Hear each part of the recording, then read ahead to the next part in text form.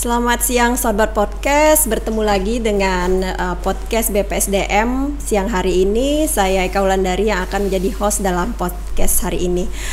Pada kesempatan siang hari ini kita kehadiran tamu spesial, yaitu Kepala Biro Hukum Setda Provinsi Kalimantan Barat, Bapak Abu Samah SSTP MSI.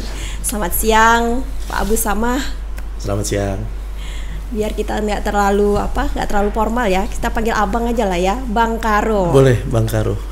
Bang Karo, gimana nih kegiatan kesibukannya akhir-akhir ini? Alhamdulillah lancar ya. Kita baru selesai Festival HAM di Singkawang. Alhamdulillah. Ada kegiatan apa lagi yang terbaru yang mungkin perlu diinformasikan kepada kita semua? Dalam waktu dekat Kementerian Hukum dan HAM akan menganugerahkan gelar Desa Sadar Hukum dan juga Kabupaten Kota Peduli HAM kepada daerah di Kalimantan Barat. Tunggu aja nanti ada pengumumannya. Nah, saya juga dengar-dengar nih katanya Bang Karo nih lagi ada sejenis proyek baru katanya yang berkaitan dengan produk hukum yang ada di Kalimantan Barat. Mungkin boleh cerita-cerita sedikit Pak Bang Karo, apa itu yang katanya proyek-proyek barunya ini? Ya, jadi saya sedang mengikuti pelatihan kepemimpinan nasional tingkat 2 di BPSDM Jawa Tengah. Sebenarnya saya berharap bisa dilaksanakan di BPSDM Kalimantan Barat ya. Semoga di masa yang akan datang segera ya. In the future.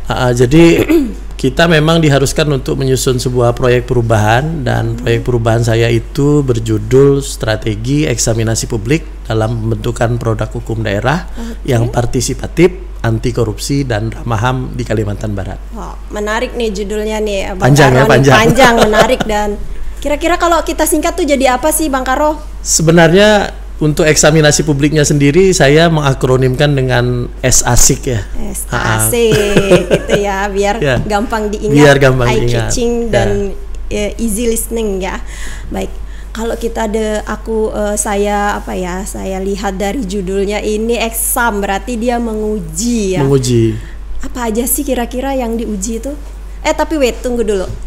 Latar belakangnya apa? Kenapa bisa tiba-tiba mau menguji gitu kan? Karena kan kita tahu produk hukum ini kan nggak sembarangan kan, udah ada prosesnya, tahapannya sampai ke Kemendagri. Kenapa harus sampai diuji ulang lagi sama timnya dari Bang Karo kita ini? Ya, jadi berdasarkan data yang kami kumpulkan, sekarang itu review kebijakan itu menjadi kewenangan Mahkamah Agung untuk peraturan daerah. Ya, berdasarkan data yang kami himpun, terdapat 67 peraturan daerah yang bermasalah dan direview oleh Mahkamah Agung. Nah, ini menunjukkan bahwa ada yang miss, ada yang kurang, khususnya di proses perencanaannya gitu. Apakah mungkin belum beranjak dari kebutuhan yang sebenar-benarnya, atau justru ada tahapan yang tidak dijalani dengan sepenuhnya gitu. Ada yang dilupakan atau mungkin terlupakan seperti itu. Jadi kalau boleh tahu nih, yang dieksaminasi itu di tahapan apa saja sih kira-kira? Ya. Jadi eksaminasi publik ini sebenarnya sebelumnya ya kita cerita dulu. Ini istilah yang digunakan untuk menguji sebuah putusan pengadilan. Namun dalam perkembangannya teman-teman penggiat anti korupsi, penggiat HAM itu juga mencoba menggunakannya di sebuah kebijakan. Jadi nanti yang dieksaminasi, yang diuji itu mulai dari proses perencanaan sampai ke proses pembahasan. Mulai dari urgensitas sebuah materi hukum sampai dengan prosedur yang harus dijalaninya. Seperti itu. Kalau kita lihat nih, ini sepertinya prosedur birokrasi yang daily rutin gitu ya. Di mana keistimewaannya Bang Karo? Kalau dibandingkan dengan kebiasaan, kali ini sebenarnya agak merepotkan kami sebagai birokrat. Tapi ini sudah menjadi tuntutan publik yang bersifat global. Repotnya di mana? Repotnya karena kami harus benar-benar menyaring, menyerap informasi tentang urgensitas, kebutuhan yang sebenar-benarnya tentang materi hukum, dan juga harus menjalani rangkaian prosedur eksaminasi, public hearing, diskusi publik, dan segala macam. Nah, ini kalau biasanya ya mohon maaf itu tidak dilakukan secara penuh. Hingga akhirnya memang ada saja produk hukum di daerah khususnya yang saya batasi ini itu yang akhirnya bermasalah dalam tanda kutip di kemudian hari. Jadi batasannya produk hukum daerah, kemudian eksaminasinya dari mulai perencanaan sampai dengan materinya ya, Bang Karo ya. Sama satu lagi kalau pembatasannya, produk hukum yang bersifat istilahnya kontroversi dan juga menyangkut orang banyak. Jadi yang rutinitas seperti APBD itu tidak. Oke. Berarti yang ada hajat hidup orang banyaknya di situ kurang lebih. Apa misalnya ketertiban umum, mungkin perizinan yang menyangkut masyarakat luas ya, Bang Karo ya. Oke.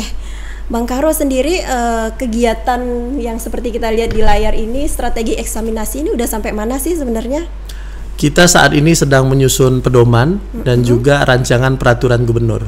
Pedoman dan rancangan peraturan. Ini memang harus kita bukukan dan kita siapkan dasar hukumnya karena bagaimanapun ini akan kita jadikan pegangan bagi pemerintah daerah khususnya pemerintah provinsi dalam membentuk sebuah produk hukum daerah. Siap. Kira-kira boleh spill sedikit nggak pedomannya tuh seperti apa nanti? Kita kan ya mungkin sedikit penasaran ya, boleh lah kasih bocoran sedikit ke para sobat podcast kita ini. Harus dibocorkan. Oke, siap. Jadi kami baru-baru ini alhamdulillah sudah bersepakat bersama Komunitas Penyuluh Anti Korupsi Katulistiwa yang disingkat dengan Tanja dan juga Komisi Nasional Hak Asasi Manusia Komnas HAM. Jadi kita sudah melakukan penandatanganan nota kesepakatan bersama baik dengan Ketua Tanjak maupun dengan Ketua Komnas HAM. Untuk analisa anti korupsi kita menggunakan metode CRA. Metode CRA ini adalah metode yang digunakan KPK untuk mendeteksi apakah di kebijakan tersebut ada potensi-potensi yang nyerempet ke arah korupsi. Boleh kasih contoh sedikit nggak kira-kira peraturan-peraturan yang mungkin nyerempet atau bisa memperkaya orang lain atau ya white collar crime lah gitu kira-kira. White collar crime gitu kan bahasa kerennya ya. Ya misalnya kita membuat sebuah kebijakan yang akhirnya membuat hanya pihak-pihak tertentu yang bisa memberikan pelayanannya, memberikan jasanya atau menjual barangnya dengan dalih keterbatasan penyedia, keterbatasan sumber daya. Padahal sekarang kan kita sudah mengenal katalog nasional dan segala macam. Nah ini udah nggak boleh lagi gitu. Ini kalau terkait korupsi. Kalau terkait HAM sendiri sebenarnya sudah ada peraturan Menteri Hukum dan HAM nomor 24 tahun 2017. Nah ini memang digunakan selama ini untuk menganalisa apakah di sebuah kebijakan itu sudah ramah HAM atau belum. Komnas HAM sendiri juga udah mengeluarkan 11 buku standar norma dan pengaturan HAM. Nah ini yang menjadi pedoman kita, menjadi daftar pertanyaan kita dalam sebuah kebijakan itu apakah benar-benar sudah anti korupsi dan ramah HAM. Aduh, ramah HAM nih kayaknya konsep baru buat saya nih. Kira-kira apa ini ramah HAM nih? Boleh diceritakan juga sedikit nggak supaya sobat podcast kita nih nggak penasaran apa itu ramah HAM? Kita yang pertama saya ingin menyampaikan pesan bahwa saat ini teman-teman disabilitas itu bukan hanya sekedar harus kita hargai. Tapi mereka itu harus kita dudukkan sejajar, kita berikan porsi yang sama dengan kita. Jadi mereka harus diberikan kesempatan misalnya nih menjadi host podcast, menjadi narasumber. Mereka punya kedudukan sama seperti itu. Itu salah satu contoh ramah HAM. Sehingga regulasi yang disusun harus menempatkan mereka sebagai objek yang sama dengan yang lainnya. Begitu juga dengan tindakan-tindakan diskriminatif lainnya. Kita tidak boleh lagi menyusun sebuah kebijakan yang bisa menimbulkan diskriminasi kepada suatu kelompok atau golongan. Tidak boleh. Semuanya harus diperlakukan dengan sama. Baik, itu ya. Kurang lebih seperti itu. Diperlakukan dengan sama. Jadi siapapun orangnya, apapun keterbatasan fisiknya, dia memiliki kesempatan yang sama dengan yang lain seperti Pak Bang Karo ya. Nah, kalau kita lihat ini kan ada partisipatif, anti korupsi, ramah HAM. Nah, kalau partisipatif sendiri saya tadi dengar penjelasan dari Bang Karo itu dengan public hearing dan lain sebagainya. itu kan sangat repot ya, dan untuk pesertanya mungkin sangat terbatas. Bagaimana kira-kira nantinya supaya menjangkau peserta yang lebih luas? Kalau dalam pikiran saya nih Bang Karo, mungkin cuman teman-teman misalnya komunitas anti korupsi, para akademisi, pakar-pakar. Bagaimana dengan masyarakat yang mungkin terdampak secara langsung dari rancangan peraturan atau peraturan yang sudah ada itu? Ya. Memang di draft pedoman eksaminasi publik yang sedang kita susun itu kita mencantumkan kelompok yang terkena dampak langsung atas sebuah kebijakan. Jadi memang mereka harus lebih masif dan lebih intens kita gali apa sih yang sebenarnya mereka butuhkan, karena kebijakan yang akan disusun ini langsung berdampak kepada mereka. Terus selain itu kita juga akan membuka kanal-kanal online, memudahkan masyarakat yang mungkin enggan, sungkan, atau mungkin bahkan takut untuk menyampaikan aspirasinya. Saya berharap seperti ini loh Pak, Bu, gitu. Nah, itu kanal-kanalnya kita akan buka, tapi kita tidak akan hanya melalui online, tapi kita juga akan membuka yang offline, karena masyarakat kita kan belum semuanya berkomunikasi melalui online. Ada yang masih konvensional. Ini kita upayakan semuanya dapat terserap. Memang agak repot, tapi ya tuntutannya sekarang udah seperti itu. Ya. Nah, Bang Karo, kalau misalnya nih, aku lihat lagi kan, kalau misalnya nanti produk hukum Bang Karo ini bentuknya apa? Pergub kah, perda kah, atau seperti apa nanti? Atau mungkin dalam level yang sampai ke kabupaten kota kah, atau cukup di lingkungan kita aja? Ya, jadi memang yang dimaksud dengan produk hukum daerah itu yang pertama adalah peraturan daerah, terus yang kedua peraturan kepala daerah, dan ini memang bukan hanya di tingkat provinsi tapi juga di tingkat kabupaten kota. Mengapa? Karena gubernur itu bukan hanya sebagai kepala daerah tapi juga sebagai wakil pemerintah pusat di daerah, sehingga wajib memfasilitasi. Bang Karo nih, pertanyaan lagi nih. Pastinya banyak sekali teman-teman yang udah dilibatkan. Kalau dalam internal sendiri nih, siapa aja nih, dukungannya dari mana aja terhadap kegiatan eksaminasi ini?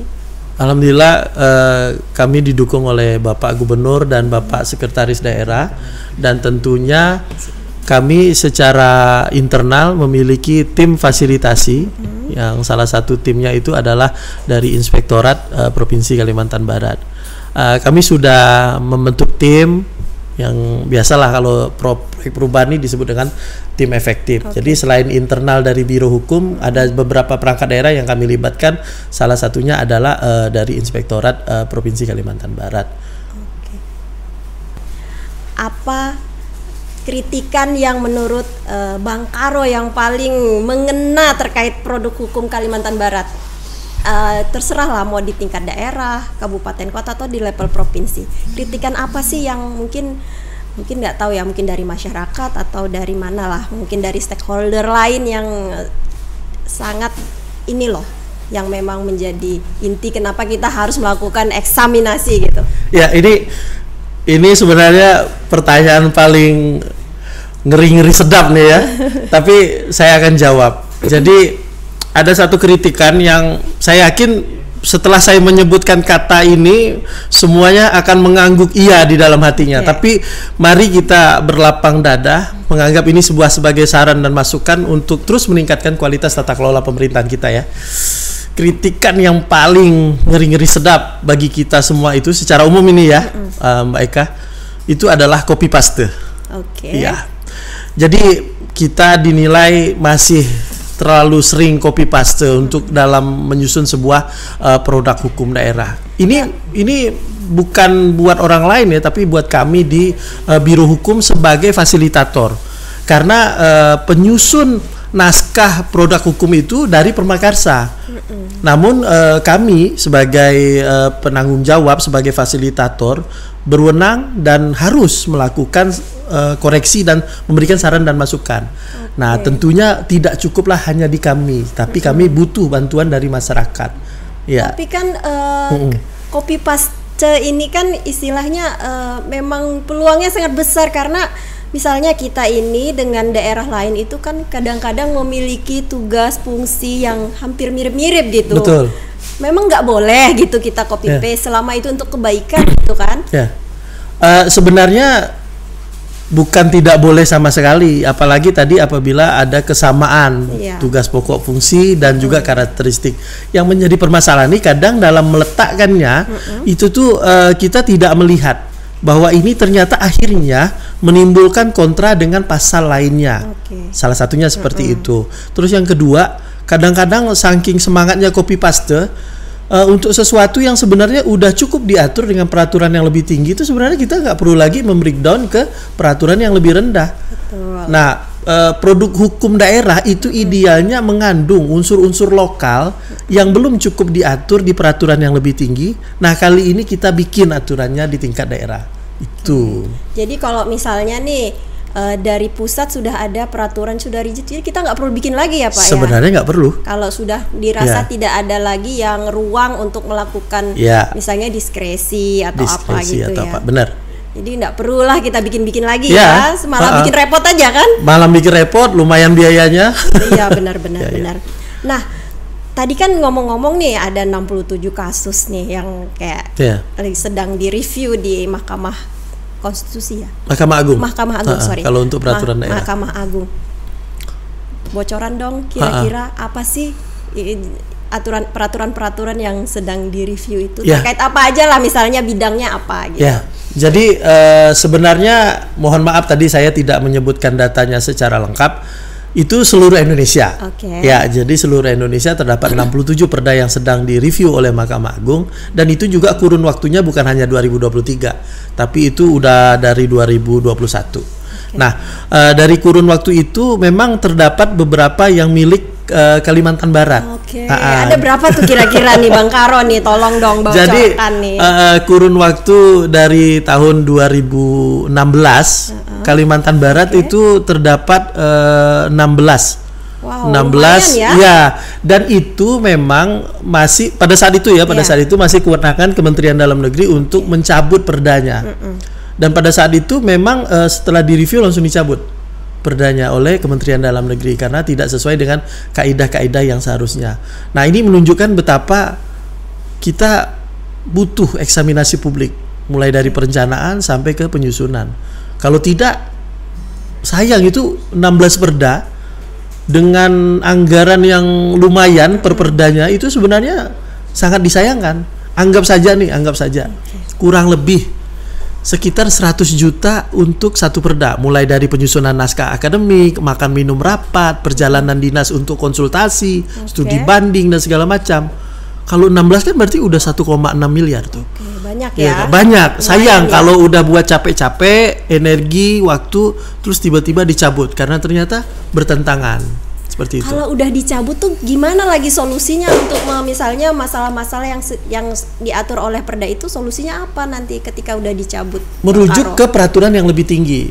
Ya, sampai nanti akhirnya kita menyusun produk hukum daerah turunan yang tentunya diharapkan itu lebih banyak mengandung unsur lokalnya gitu. Karena kalau sudah cukup diatur sama yang lebih tinggi, ya sebenarnya tidak diperlukan untuk diatur lagi kembali oleh tingkat daerah gitu. Kecuali tadi ada hal-hal lokal yang ingin kita tambahkan atau yang belum cukup diatur sama yang lebih tinggi kita tambahkan. Bang Karo nih, kan kita sebagai masyarakat awam ini misalnya, ini kan rata-rata nih ya mungkin ya kalau dari penilaian saya tuh mungkin kurang melek hukum gitu loh. Kurang melek hukum. Gimana caranya kita meningkatkan animo masyarakat supaya ikut berpartisipasi dalam es asik ini, biar bisa minum es asik gitu loh ya, istilahnya kan es ya, jadi bisa biar masyarakat awam itu juga bisa minum dan menikmati, dalam kata lainnya berpartisipasi ya untuk melakukan eksaminasi itu. Karena saya rasa masyarakat kita tuh nggak peduli loh, belum peduli terkait dengan produk-produk hukum yang mungkin ditelurkan oleh Pemda gitu kan, pemerintah daerah, kecuali yang mungkin berdampak langsung dengan dirinya gitu. Benar. Ini tantangan. Apalagi generasi muda ya. Generasi muda nih kalau benar-benar nggak menarik, dia nggak mau peduli sebenarnya. Nah, ini tantangan buat kita di pemerintah. Jadi kalau kami Biro Hukum saat ini sedang menyusun sebuah kanal untuk lebih berinteraksi kepada masyarakat. Nah, memang online ini menjadi pilihan karena ternyata sekarang ini anak-anak muda bahkan orang tua juga itu lumayan lama waktunya bersama gadget mereka gitu. Jadi kita memanfaatkan ini untuk biar mereka mau tertarik. Nah, bagaimana caranya agar menarik? Ya mungkin dengan kuis-kuis kecil ya. Kuis-kuis kecil tuh kadang-kadang menarik gitu. Ya mungkin kita umumkan bahwa saat ini kita sedang membahas 4 raperda misalnya. Nah, berikan saran dan masukan kamu melalui link berikut. Untuk saran dan masukan yang paling menarik akan diberikan. Saya pikir itu salah satu bentuk promosi kita untuk menarik. Selebihnya memang harus lebih masif dan harus lebih gencar mensosialisasikan saat ini kita sedang ngapain nih gitu. Kita sedang bikin perda apa nih? Kira-kira apa nih dampaknya buat masyarakat gitu. Karena kalau udah jadi, udah ditetapkan, sudah diundangkan, itu ya kita harus menunggu waktu kurang lebih 1 tahun baru kita evaluasi. Kalau sebelum itu ya kita harus menjalaninya dengan sebaik-baiknya. Iya. Pernah nggak sih istilahnya kita bekerja sama? Oke lah kalau mungkin naskah akademis dengan para akademisi, kita bekerja sama dengan adik-adik mahasiswa kita di misalnya di Fakultas Hukum atau apa, kan ini memang ranahnya mereka untuk mengkaji aturan-aturan atau perda ya. Saya rasa ini sangat sangat relate dengan adik-adik mahasiswa ketika kita punya perda atau raperda, kita gelontorkan ke ranah akademis supaya mereka ikut mengkaji. Ini pernah enggak kira-kira yang sampai saat ini dilakukan oleh teman-teman timnya Bang Karo ini? Jadi selama ini sebenarnya proses public hearing itu sebenarnya kita laksanakan ya, walaupun tidak di semua perda. Nah, memang pihak akademisi selalu kita undang. Nah, mungkin ini menjadi saran bagi kami untuk lebih memperbanyak jumlah slot untuk adik-adik mahasiswa-mahasiswi ya.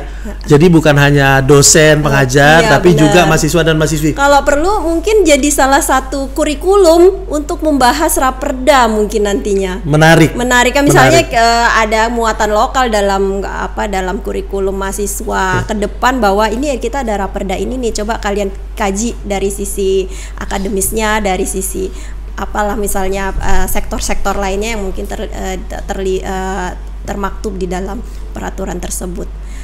Dan kemudian Bang Karo nih, kalau kita lihat lagi kalau tentang anti korupsi, ramah HAM, sebenarnya kan udah ada instansi-instansi yang membinanya, ngapain lagi gitu loh kita kok bikin ngerepot-repotin diri aja sih gitu, kata orang Melayu bilang sehe. Jadi ternyata mereka selama ini bertindak di hilir.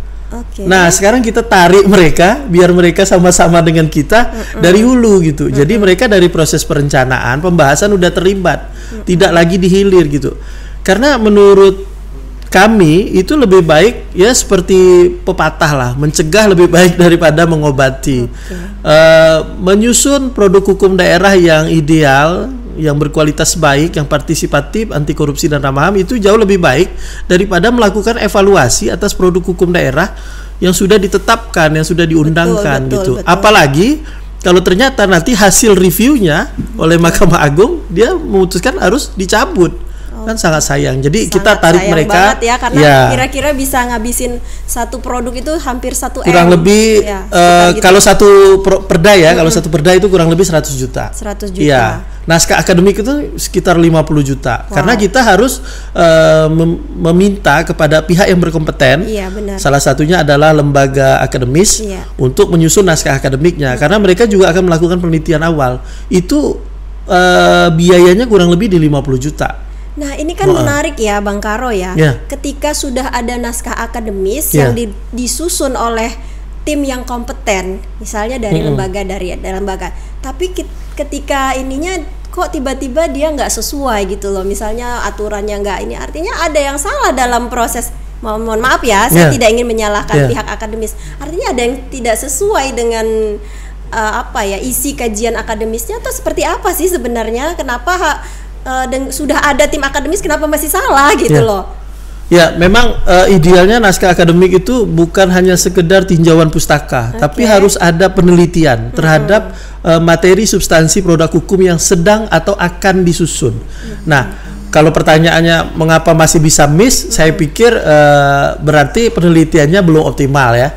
Mungkin metodenya kurang tepat atau apa. Tapi kami menilai bahwa proses eksaminasi ini adalah proses ikhtiar ya. Jadi usaha untuk semakin menyempurnakan produk hukum. Jadi naskah akademik, terus eksaminasi publik ini tujuannya untuk lebih menyempurnakan. Tapi kalau di naskah akademiknya sendiri terdapat beberapa kekurangan, saya pikir itu memang harus jadi evaluasi juga, karena idealnya dia sudah melakukan penelitian. Ya. Jadi saya menangkap gini Bang Karo, kita ada dua, ada raperda, ada perda. Ketika perda berarti itu kita mengevaluasi yang sudah ada ya. Jadi tahapannya seperti apa? Eksaminasinya di mana itu? Baik. Jadi kalau untuk perda yang sudah berjalan, kelompok masyarakat itu dapat mengajukan eksaminasi publik. Jadi misalnya nanti mereka menilai perda tersebut diskriminatif. Ya, nanti mereka silakan melakukan eksaminasi publik, melibatkan dua lembaga yang sudah kita ajak MOU tadi, sehingga nanti menghasilkan sebuah rekomendasi yang kita akan gunakan sebagai evaluasi. Kalau untuk raperdanya sendiri di tahap pembahasan, di tahap pembahasan itu kita akan melalui proses public hearing. Nah, mungkin selama ini public hearing ini terkesan formalitas. Kali ini kita ingin bikin public hearing yang benar-benar berkualitas. Walaupun tetap di satu hari, tetapi sebelumnya kita sudah jajaki dengan form-form yang menerima saran dan masukan dari berbagai pihak. Baik perda secara ini online maupun offline ya. Nah, saya menarik nih yang untuk perda ya Bang Karo ya. Itu kan masyarakat itu boleh mengajukan ya untuk mengeksaminasi. Itu gimana prosedurnya gitu? Jadi sebenarnya tidak perlu izin dulu baru eksaminasi, langsung aja eksaminasi. Tapi memang harus dalam sebuah forum. Ya, jadi yang biasa dilakukan itu kan FGD ya kan. Ya, kita melaksanakan FGD, tapi sebelumnya kita sudah menentukan dulu materi apa yang akan menjadi fokus eksaminasi kita. Yang menentukan materi ini dari kelompoknya yang ingin melakukan eksaminasi. Ya, kita berikan kebebasan kepada masyarakat untuk melakukan eksaminasi. Nah, setelah ditentukan, mereka juga menentukan lagi siapa yang akan menjadi pengujinya. Karena kalau pengujinya nggak boleh dong orang yang tidak berkompeten, harus melibatkan orang yang berkompeten, baik di bidang materi hukumnya maupun di bidang akademisi, seperti itu. Mereka melaksanakan FGD. Nah, nanti hasil FGD-nya mereka serahkan kepada Pemda. Jadi baru-baru ini tuh ada yang melakukan seperti itu atas sebuah perda, dan sudah diserahkan. Menarik. Apa dasar mereka melakukan? Nggak usah spill siapa orangnya, apa kira-kira. Ini terkait apalah kira-kira? Ya, ini terkait musiman di Kalimantan Barat. Musiman. Kalau Mbak Hos, kalau nggak salah Mbak Hos itu kan menyelesaikan doktoralnya terkait salah satu bencana. Nah, ini masih berkaitan sama itu. Oh begitu. Baik. Wah, menarik. Terus alasan misalnya mereka itu alasannya apa kalau terkait musiman seperti itu, kegiatan bencana musiman yang dikaitkan dengan misalnya ramah HAM atau apanya gitu yang dibahasnya atau seperti apa? Jadi menurut mereka perda yang sudah ditetapkan itu dinilai memiliki beberapa pasal yang kontradiktif satu dengan lainnya. Terus yang kedua, dinilai tidak sesuai dengan kebutuhan. Jadi erat hubungannya sama HAM. Nah, sehingga mereka sudah melakukan FGD didampingi akademisi, beberapa kelompok masyarakat terdampak dan juga pembahas lainnya, dan hasil FGD-nya sudah diserahkan langsung kepada Bapak PJ Gubernur. Kebetulan saya ditugaskan untuk mendampingi beliau menerima hasil FGD-nya. Dan sekarang hasil FGD tersebut menjadi salah satu bahan bagi kami untuk melakukan evaluasi atas perda tersebut. Berapa lama nantinya Bang Karo dari misalnya ketika kita memberikan hasil FGD atau hasil eksaminasi publik itu ke evaluasi perdanya? Berapa lama waktu yang dibutuhkan kira-kira nantinya? Nah, ini saya perlu jelaskan agak panjang. Siap. Kita ini dengar. ya karena berhubungan dengan timeline dan tusinya Biro Hukum. Jadi untuk evaluasi Perda itu idealnya memang kita lakukan 1 tahun setelah Perda itu ditetapkan. Ya idealnya seperti itu. Namun kalau dibutuhkan, dipersilahkan saja dilaksanakan sebelum 1 tahun, tapi idealnya 1 tahun. Nah, Biro Hukum memang mempunyai tugas untuk memfasilitasi pembentukan, termasuklah evaluasi. Namun, kesemuanya itu khusus peraturan daerah harus ditetapkan terlebih dahulu melalui yang namanya program pembentukan peraturan daerah. Nah, itu disingkat dengan Propemperda. Propemperda ini bukan hanya dari kita yang ada di Biro Hukum, tapi juga harus disepakati dengan badan pembentuk peraturan daerah yang ada di DPRD. Nah, jadi pemerintah provinsi dalam hal ini DPRD dan melalui Biro Hukum bersepakat untuk menetapkannya di dalam Propemperda. Nah, Propemperda ini selalu disepakati dan ditetapkan di H-1. Jadi Propemperda 2024 ditetapkan di 2023. Bahkan timelinenya itu sebelum APBD ditetapkan. Mengapa? Karena semuanya harus terakomodir di anggaran. Agar perdanya dapat berjalan dengan ideal karena didukung dengan anggaran. Asumsinya seperti itu. Nah, sehingga kalau ditotalkan itu kita butuh sekitar 2 tahun. Lama juga lama. Jadi kalau Perda itu sendiri pembentukannya aja sekitar 3 tahun. Iya kan? Kalau evaluasinya sekitar 2 tahun. Jadi memang perlu dimaklumi juga buat kita bersama bahwa proses ini harus dijalani. Beginilah mekanismenya dan ini memang dari ketentuan perundang-undangan jadi harus dipatuhi. Itu sekitar 2 tahun berarti. Sekitar 2 tahun. Jadi sobat podcast yang mungkin ingin mengajukan eksaminasi publik, hasilnya itu untuk bahan evaluasi selanjutnya itu ya sekitar gitulah kira-kiranya. Mohon sabar ya sobat podcast semua, mohon sabar. Tapi bukan berarti diabaikan ya. Insya Allah tidak tetap diabaikan. Berjalan sesuai dengan koridor hukum. Siap. Bang Karo nih, dalam melaksanakan kegiatan abang nih, si S asik, S asik gitu ya. Saya jadi haus nih. Kira-kira nih Bang Karo. Dalam kan ini banyak nih melibatkan tim efektif, bekerja sama dengan stakeholder terkait apa sih tantangan-tantangan, challenge apalah obstacle yang dihadapi sepanjang melaksanakan si S asik ini. Yang tantangan pertama tuh meyakinkan mentor bahwa inovasi ini dibutuhkan. Tunggu sabar. Jangan jelaskan dulu. Apa kalimat mentor yang kira-kira aduh ini bisa gagal ini? Pertanyaan mentor tuh sebenarnya normatif dan sederhana, tapi cukup menantang. Bapak yakin Bapak bisa melaksanakannya, memimpin melaksanakannya, dan itu harus saya jawab sebelum beliau akhirnya menyetujui proyek perubahan ini. Saya jawab, insya Allah Pak, saya berikhtiar sebisa mungkin untuk melaksanakannya. Semangat. Karena sebenarnya yang kita bikin ini bikin repot. Eksaminasi ini bikin repot sebenarnya. Emang bikin repot. Sehe kata orang Melayu. Tapi ya sekarang tuntutannya seperti itu. Kalau kita tidak partisipatif, masyarakat semakin antipati terhadap pemerintah, semakin jauh, tidak ada rasa memiliki, semakin ya gitulah. Kita nggak mau. Lanjut Bang. Tantangannya ya, salah satu tantangannya itu adalah meyakinkan stakeholder dalam itu paling berat ya. Kalau boleh sebut judul Komnas HAM ya. Jadi kalau teman-teman di Komnas HAM itu dia ada mekanisme paripurna sebelum memutuskan kerjasama dengan pihak lain. Wow. Even cuman untuk bekerja sama dia perlu paripurna. Dan itu mereka laksanakan sebanyak 3 kali. 3 kali. Untuk sebuah draft nota kesepakatan. Tapi berat.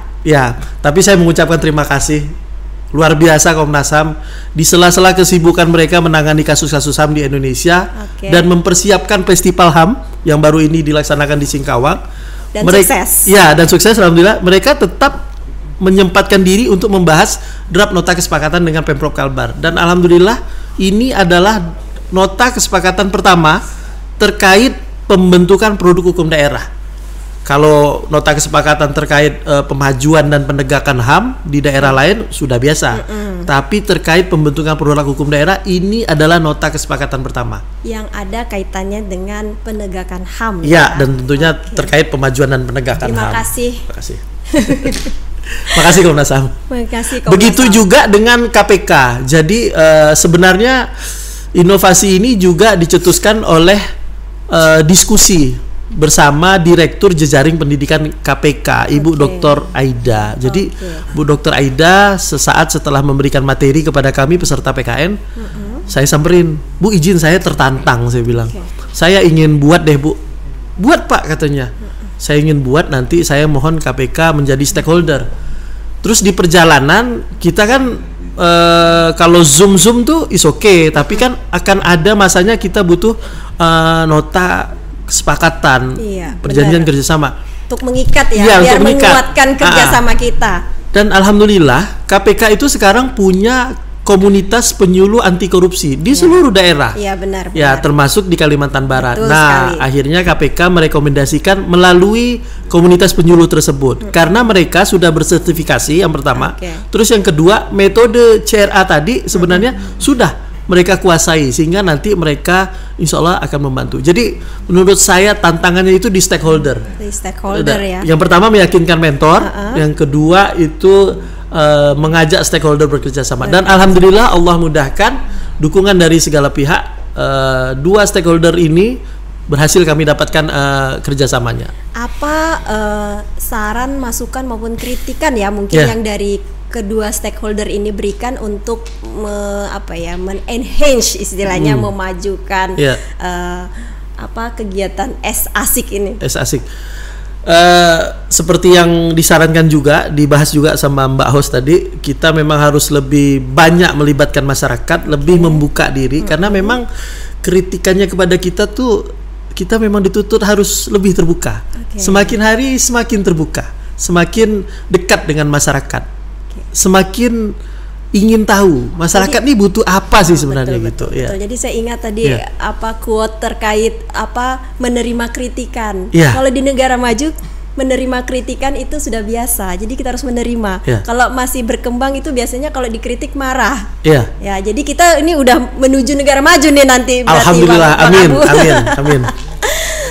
Sebelum kita mengakhiri ini, kira-kira ada closing statement nggak yang ingin Bang Karo sampaikan kepada sobat podcast semua terkait eksaminasi kita ini, supaya bagaimana bisa teman-teman sobat podcast bisa ikut berpartisipasi melakukan eksaminasi publik dan dengan cara-cara seperti apa gitu. Baik, ini closing statement hubungannya sama tagline yang saya buat. Siap.